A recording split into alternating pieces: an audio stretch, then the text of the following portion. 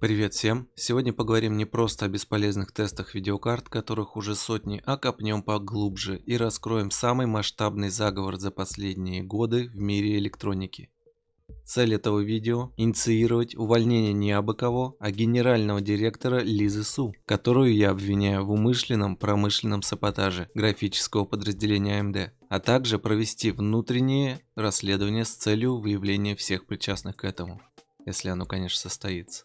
Долгие годы накапливались подозрения, и после релиза 9000 серии Radeonов они стали очевидны каждому, кто хоть немного задумывался над этим вопросом. С этим нам поможет, например, петиция на Change.org. Обязательно заходите и подписывайтесь. Она на английском для наибольшего охвата, как понимаете, потому что наибольший охват — это то, что помогает в борьбе с оторвавшимися от реальности корпорациями и различными злодеями исключительно мирными и цивилизованными методами. И я адекватно оцениваю свои возможности, никаких дебильных требований в стиле «выдайте всем бесплатные видеокарты, снизьте цены и прекратите зарабатывать». Проблема есть? Да. И отрицать все ниже приведенные факты никто не сможет, потому что, судя по всему, никто особо не анализировал и не следил за обстановкой несколько лет. Прям саботаж. Очень громкое заявление, не так ли? Аргументы будут? Конечно. Разумеется, я один ничего не смогу сделать, поэтому потребуется ваша активность во всех соцсетях всех стран. Если вы являетесь представителем каких-либо СМИ,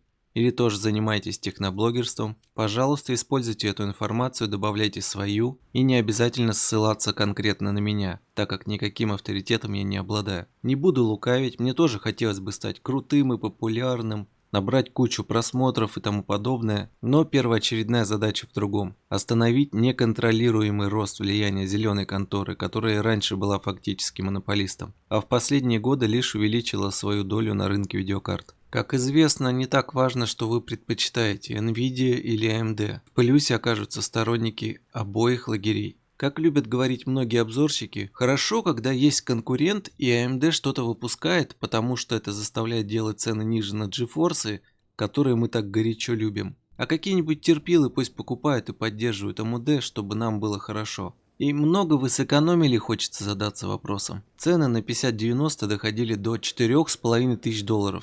Да, дети коррупционеров купят товар за любые деньги, особенно когда их родители печатают бумагу.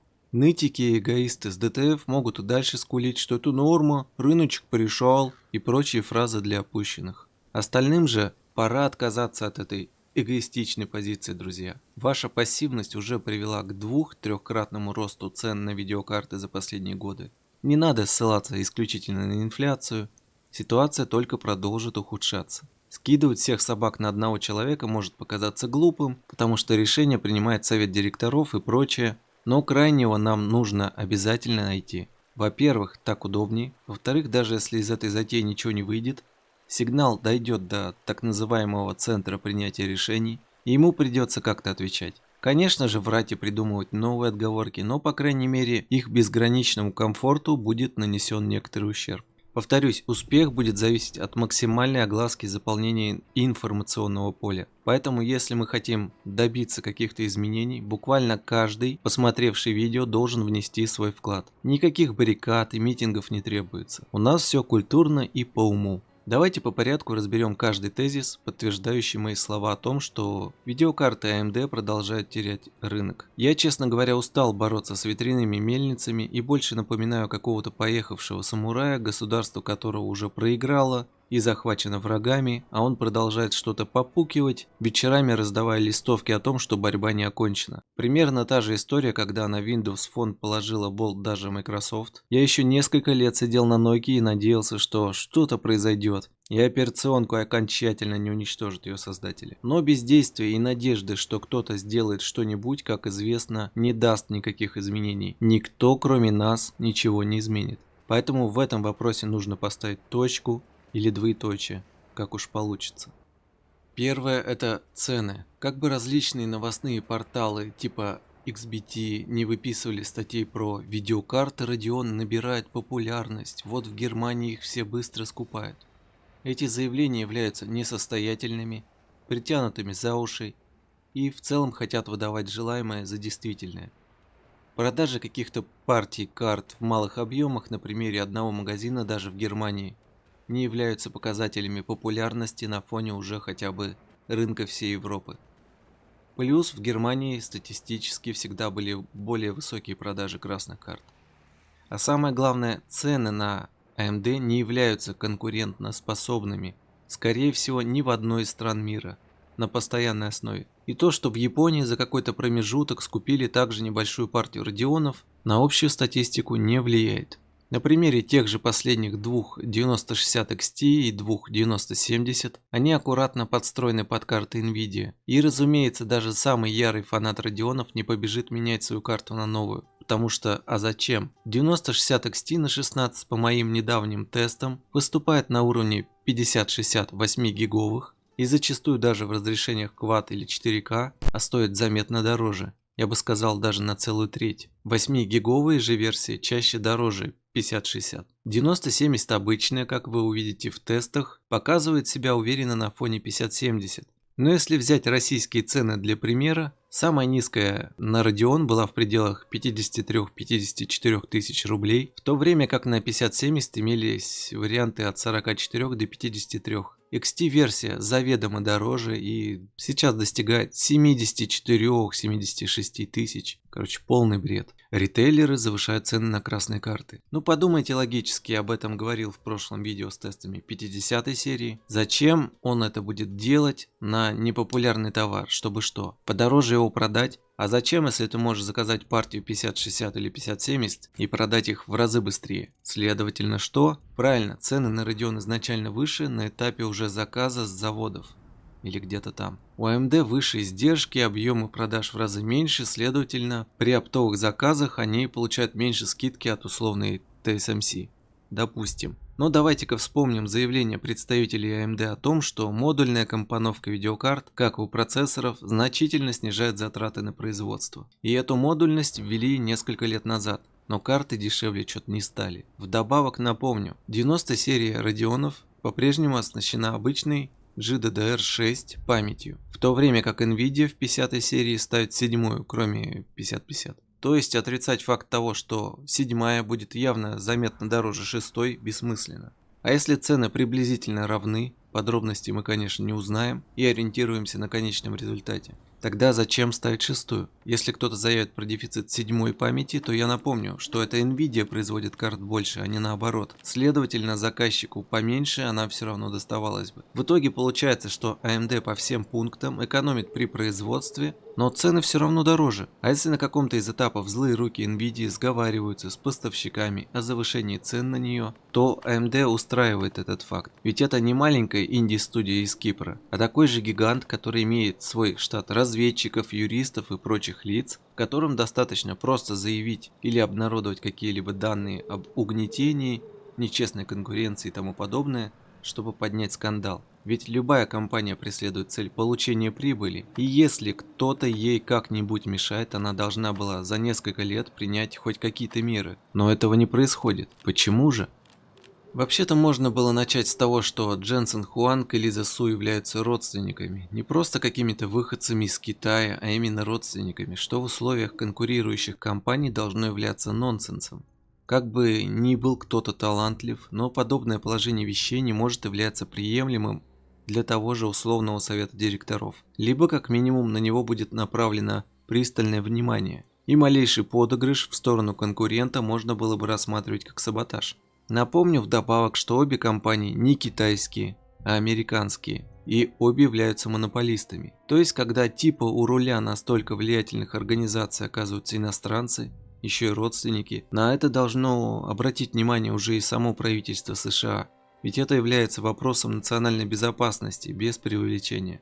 Если исходить из позиции «да должность директора – это формальность, и он не принимает ключевых решений», то на нее можно назначить кого угодно – мексиканского продавца буррито, углежога-трансгендера, рэпера Пигиди или даже Катака в городке на Аляске. А стоимость его содержания сократилась бы в разы. Бывшему директору Intel выплатили $12 миллионов за то, что он обосрался, и при его правлении акции сильно упали, пошатнув вдобавок репутацию компании. Кстати, вскоре после этого уже и на должность директора в Intel назначен китаец. А недавняя новость: Nvidia вложила $5 миллиардов долларов уже в нее. Как интересно, а не по сценарию ли работают эти господа? Американских управленцев в США, видимо, просто не осталось. Но там же все тупые, конечно же. Следующим тезисом является излюбленное «драйверы AMD хуже». Последние тесты 50-й серии RTX показали обратное. Radeon работают гораздо стабильнее, как минимум с 10-й Windows, который, еще раз напомню, получает все актуальные обновления драйверов наравне с 11-й. До середины октября как минимум. Покупатели новых RTX сталкивались с черными экранами на старте. Мне об этой проблеме рассказывал Перекуп 5060, который продал с десяток карт, и в 3 случаях ему жаловались на это. Суть в следующем: по какой-то причине система не выдавала изображений на видеокартах по умолчанию. Поэтому им повезло, что имелись старые карты под рукой или встроенная графика, чтобы в BIOS можно было переключиться на PCI-Express из режима авто в принудительные 4 или 5 версии. С чем это связано, непонятно, ведь от производителя карт или материнок и сокетов это не зависело. Вообще слухи про драйверы карт AMD решили распространять какие-то умственно отсталые люди, ведь их в целом не было никогда, если видеокарта изначально являлась рабочей. А возможно, кто-то умышленно длительное время вкидывал эту идею под видом пользователей. Но это уже совсем конспирология. Тем не менее, нельзя отрицать факт того, что если вы напишите комментарий, например, под постом в социальной сети воров и врагов народа ВКонтакте, с осуждением какого-либо события, которое было проплачено, а деньги на него украдены или потрачены впустую, вы моментально получите шквал оскорблений в свою сторону от ботов, притворяющихся обычными пользователями. Так вот, с тем же успехом я могу вам предоставить доказательства нестабильности и проблем карт NVIDIA и стабильности AMD, а в целом за долгие годы взаимодействия в 50-й серии особенно возник дискомфорт от использования зеленых карт. Помимо непонятных фокусов с переключением режима PCI-Express и 5-й версии в якобы 1.1 в играх, допустим, какая-то череда критически сложившихся моментов на конкретной моей сборке 10-й винды последней версии и материнской плате, хотя она официальная, произошла, и шанс этого был 1 к 10 тысячам, ладно, допустим. Но почему так отреагировали разные версии 5050, 5060 и Ti, а 5070 нет, да и 3080, 4070 не имели подобных фокусов. Ладно, хрен с ним. Если никто об этом не говорит, возможно, не замечает снижения производительности, потому что ему не с чем сравнивать, или у него такого не происходит вовсе. Но элементарно на примере записи геймплея и каких-то косяков Shadowplay с NVIDIA App, прерываний записи в случайные моменты, отсутствие конечного файла, отсутствие значка и записи или его исчезновение в процессе. Кстати, обратите внимание, у AMD есть индикация времени записи, то есть гораздо удобнее видеть, сколько минут ты уже ее делаешь. На NVIDIA же стоит только зеленый кружок. Настройка видеокарты и любимый всеми андервольтинг. Заходите в раздел адреналина, производительность,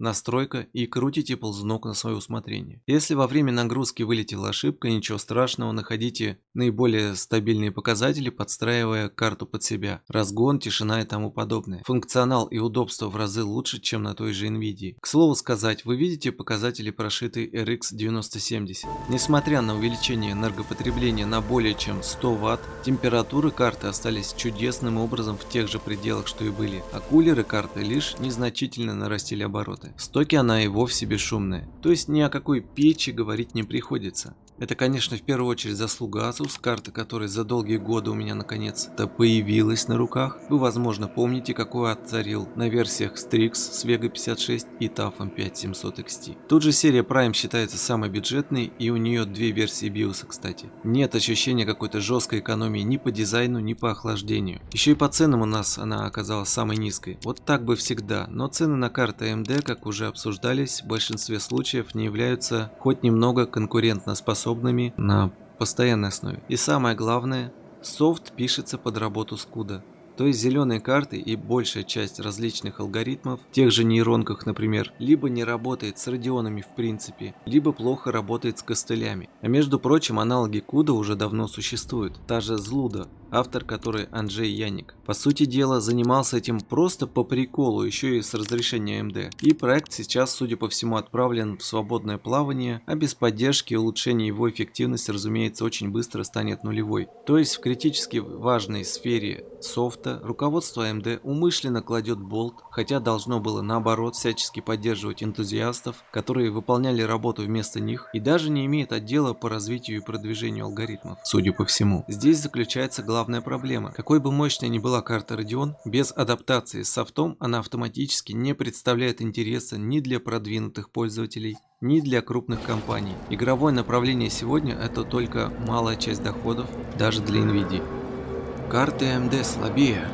Очередное заблуждение, которое тянется, кстати, примерно с момента появления Лизы Су. У меня в те времена была Radeon HD 7750 на 1 гигабайт, которую я взял в DNS, по-моему, за 2300 или 3000 рублей. Более мощная 7770 стоила на 1000-1500 дороже, а это капец как накладно было. Плюс имелось мнение, что карты с доп. Питанием всегда горячее и много жрут, что было правдой только отчасти. И 7750 была действительно самой холодной картой в нагрузке, достигая градусов 50 от силы, при этом будучи охлаждаемой самой донной алюминиевой болванкой без меди. И кстати, первые признаки говнеца в AMD уже тогда начали проявляться. Имелась версия 7750 на 1 гигабайт с DDR5 памятью, но также встречалась и 2-гиговая карта с DDR3, которая у нас была дороже, а на практике, как вы догадываетесь, значительно слабее, с дополнительным гигом памяти, лежавшим мертвым грузом. Моду на это, конечно, видимо, создал Хуанг, и я еще в подрочестве попался на очевидную маркетинговую ловушку, когда сменил 256 мегабайтную 6600 GT на 2 гигабайтную GT 730. Удивляясь, как первая может стоить дороже почти в 3 раза, будучи старее и слабее. С 3 по 5000 серии карт у меня не было, оттуда, кстати, и появились рассказы про печки AMD. Чуть позднее, когда я наказал Кента сборкой на Атлоне 840, вставал также вопрос о видеокарте. В том же DNS из типа игровых имелись GTX 950, 750 Ti, а от AMD какая-то невнятная срань типа R7, 370, 380X и тому подобное, информации о которых не было, но стоили они значительно дороже уже тогда, когда злой Путин был еще добрым, а ритейлеров причисляли к лику святых в конце каждого года. И даже сейчас, спустя несколько лет, ни хрена не понятно. Наименования в виде R5, R7 и R9 не имели смысла и вводили в заблуждение любого желающего разобраться. Вот есть R7 370, а есть R9 370, что одно и то же. Были старые печки HD 7970, а потом выяснялось, что новая R9 являлась перевыпуском той же карты, и так повсюду.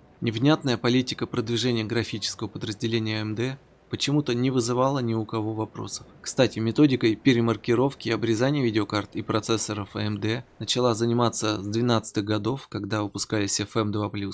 Тесты этого мусора тоже есть на канале. Новым процам на улучшенных архитектурах будто бы нарочно обрезали кэш, которого было и так критически мало, чтобы те не получились нормальными. Результат вам уже известен. А в разделе видеокарт вы помните про RDNA 290, да? Выходила RDNA 390, X версия, далее RX 470, 480, 570, 580, RX 5500, RX 6400 и 6500 XT. Карты буквально представляли собой копии друг друга, а архитектурные улучшения корректировали урезанием шейдерных блоков и прочего. 5 поколений подряд или больше AMD перевыпускала одну и ту же карту под разными названиями. Даже у Nvidia хотя бы имелся намек на прогресс и различия. И с тех пор производительность карт AMD подкручивалась с ювелирной точностью под нужные показатели, что требует, скажем так, полного владения особенностями архитектуры и достаточных технических знаний у инженеров и программистов.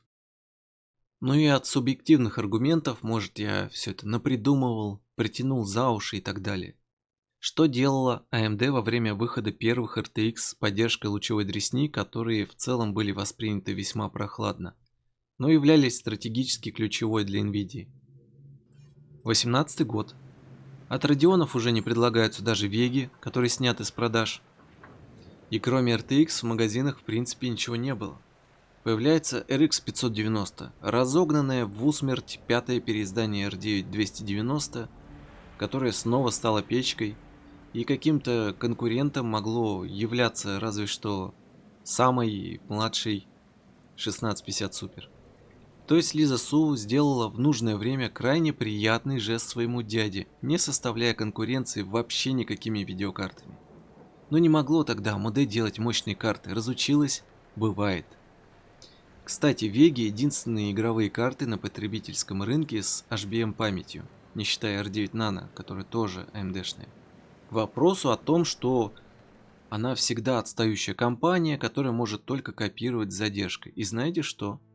Несмотря на очевидно дорогущую память, как минимум из-за ограниченности ее производства в те годы, цены на Vega не были в 1,5 раза выше тех же 1070 Ti, а также, в зависимости от периодов, держались на том же уровне. Пятитысячная серия Radeon вышла больше имитации для любителей экзотики с максимальной картой в виде 5700 XT против 2070, которую если и брали, то в связи с отсутствием в магазинах 2070 в принципе, ну и для майнинга, естественно. 2080 и Ti были вне конкуренции изначально, пополняя кошелек Nvidia без всяких препятствий. А что насчет 6000 серии Radeon? Лучевая болезнь формально добавлена, но это не являлось ключевым фактором, ведь уже тогда большинство понимало, что лучи для кретинов, которые любят, когда их прогревают на бабки. Вопрос также стоял в изначальной мощности в классической растеризации. Имелись 6600, XT, 6650 XT, потом 6700 XT, 6800,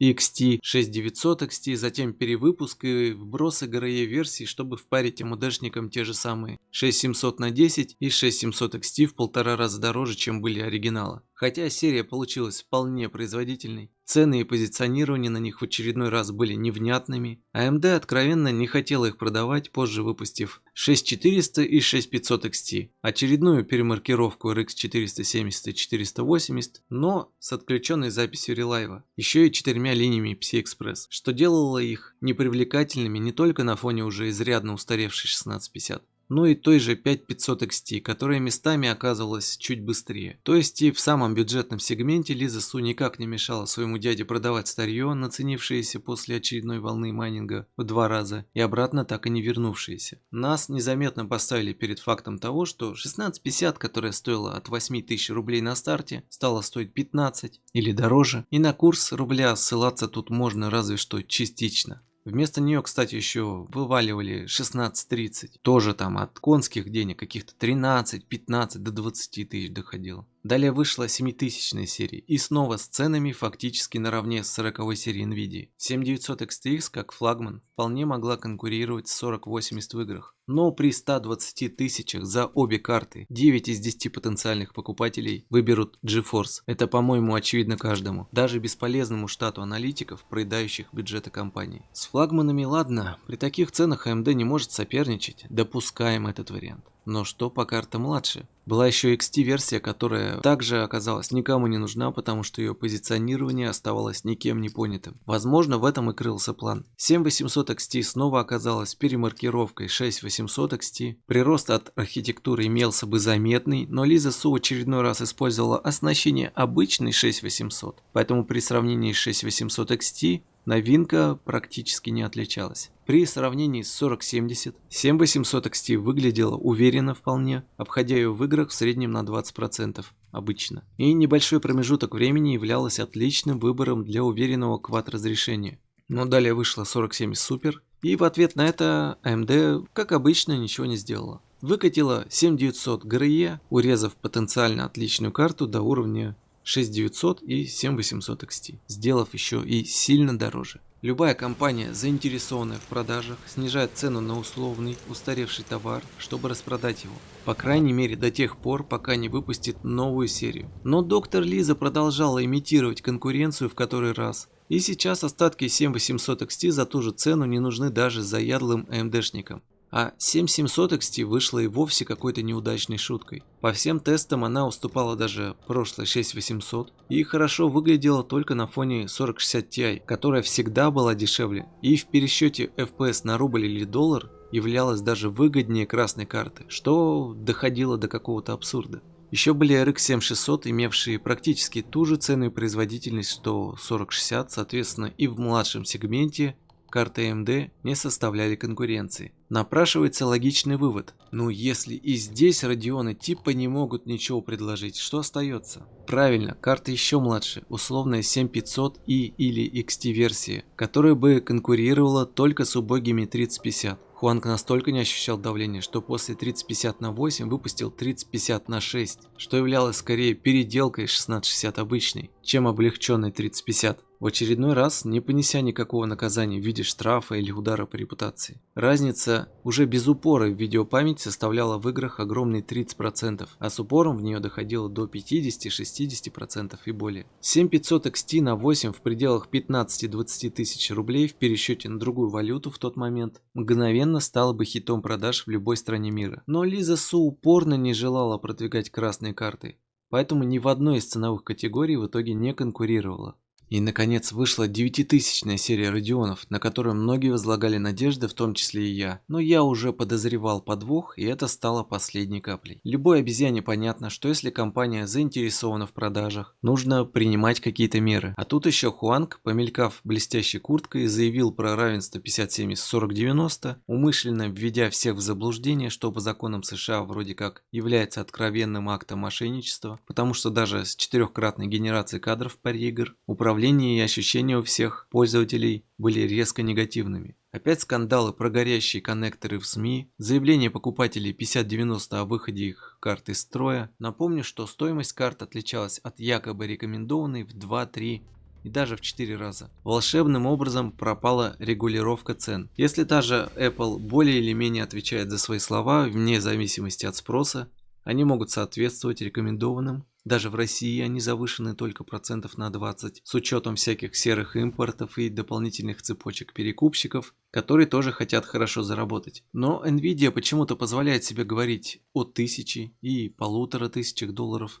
а в итоге продавать за 3 и 4,5. Как вы понимаете, никакая корпорация не позволит себе упустить сверхприбыль и попросту не станет сотрудничать с барыгами, которые закупают по одной цене, а продают в 3 раза дороже. Так что эти сказки про высокий спрос и жадных дистрибьюторов, ритейлеров и тому подобных оставьте дебилам в них верящим. Вдобавок, если потребитель откровенно тупой, ему можно сказать, что ну вы знаете, мы выпустили продукт, но его дефицит. А на деле в очередной раз задерживать поставки или производить товары намеренно меньше необходимых объемов, информация о которых также уже имелась у аналитиков. Да, один в один рассчитать невозможно, но за годы продаж Nvidia, AMD и прочие крупнейшие компании уже заранее знают, какие объемы примерно нужно предоставить на рынок в определенное время. Но рынок, судя по всему, снова не особо заценил жест мошенника Хуанга, и продажи 50-х RTX не были высокими, особенно после публикации тестов, которые, ой, а что опять, Nvidia не давала ряд видеокарт крупным каналам. Но даже если продажи потребительских видеокарт составят 0 штук, 95% прибыли компании составляют другие направления. И если здесь происходит подобный пиздец, представьте, что происходит там, и какие цены выставляет корпорация, где даже формальных конкурентов нет. Какая антимонопольная служба США? За ту космическую прибыль можно купить и Сенат, и Конгресс, и самого президента Америки, который, к слову, сам миллиардер. И в этом-то заключается главная опасность существования корпораций. Им становится мало просто заработка денег.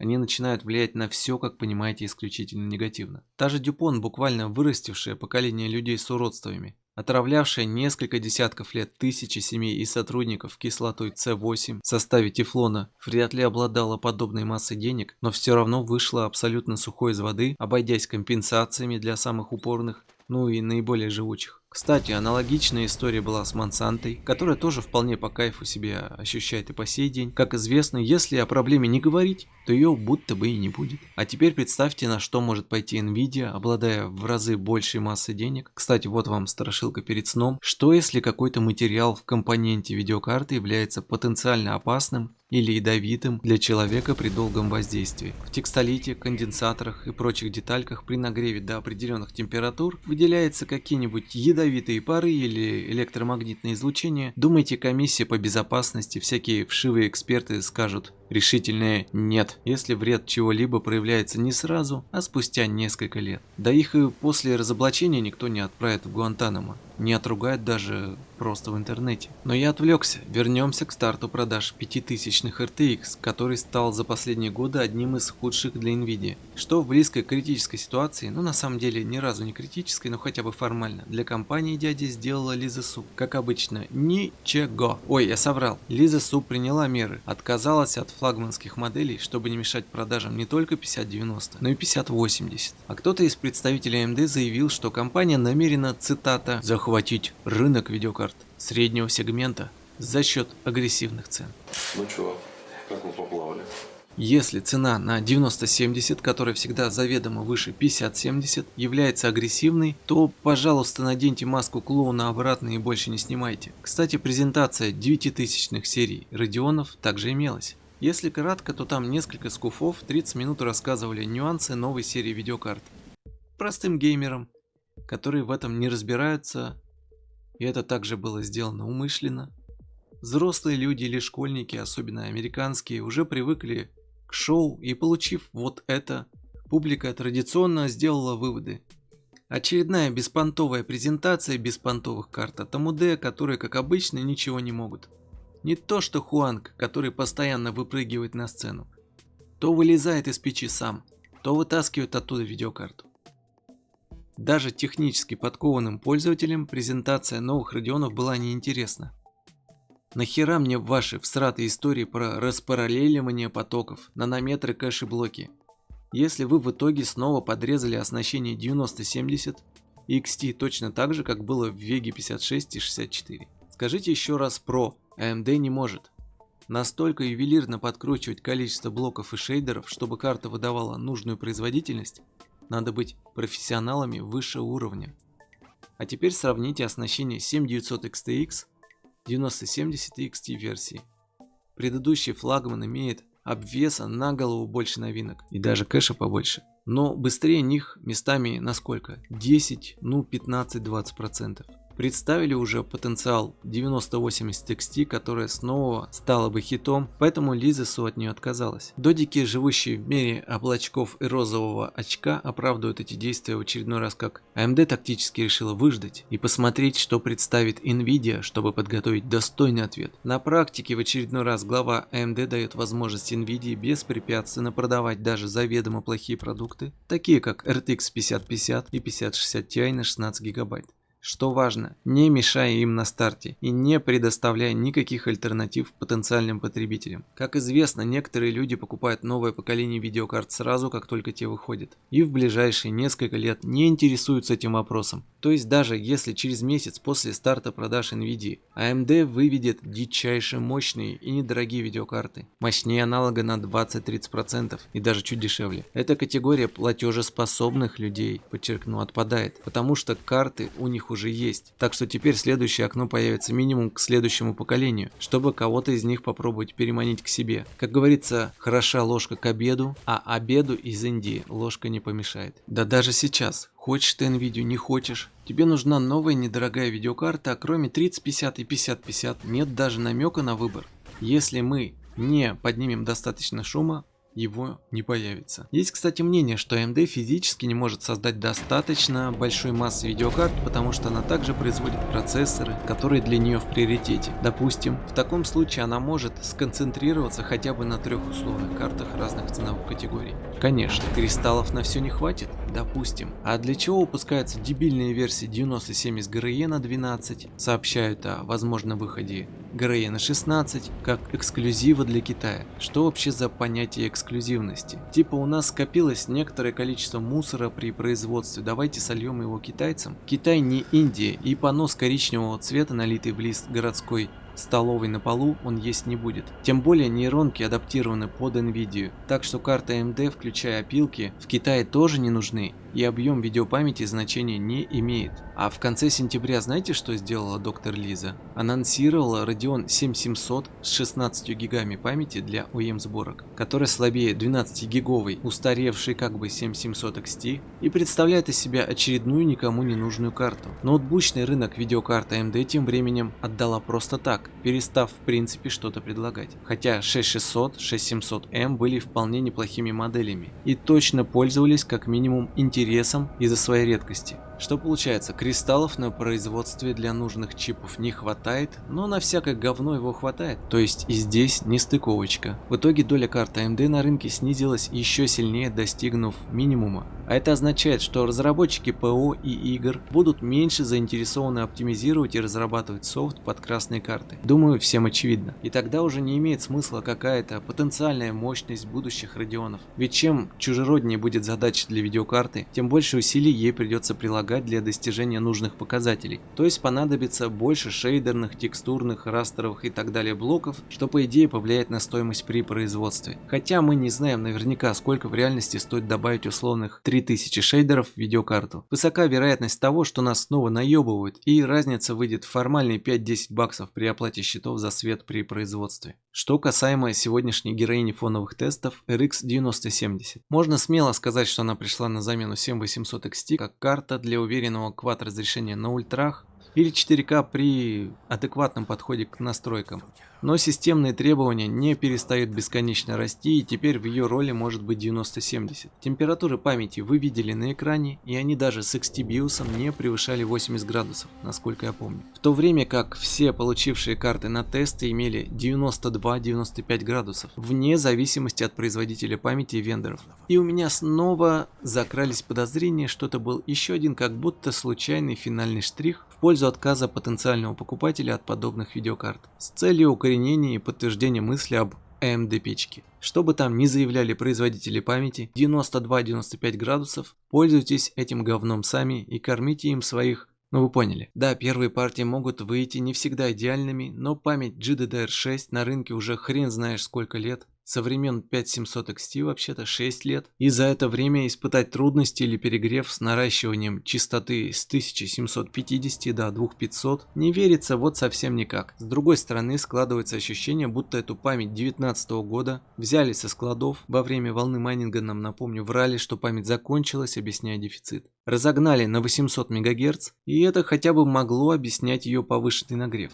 Тупануть с охладом памяти в первой партии теоретически. Элементарно забыть снять пленку с прокладок. Мог и Sapphire, и Asus, и PowerColor, и Gigabyte. Но не все одновременно. Тут же такая же Prime 9070. Посмотрите тесты на канале i2hard. Разница в 8-10 градусов буквально из ниоткуда. Подытожим. Думаю, я достаточно немало привел аргументов, как субъективных, так и объективных, надеюсь, для обвинения руководства AMD. А конкретно Лизы Су, в ряде подтвержденных фактов умышленного саботажа, как минимум графического отдела, который она втайне ненавидит. И обещание обещать волшебные приросты в новом поколении Медуза, Пиздуза, какая нахер разница, если с таким подходом становится только хуже, чего и добивается директор AMD. Уничтожить графический отдел, оставив фикцию для гиков и фриков.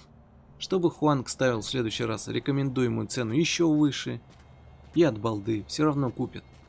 Инвестфонды владеют акциями обеих компаний, и они также могут участвовать в кукловодстве с имитацией конкуренции корпораций, которые принадлежат тем же самым людям.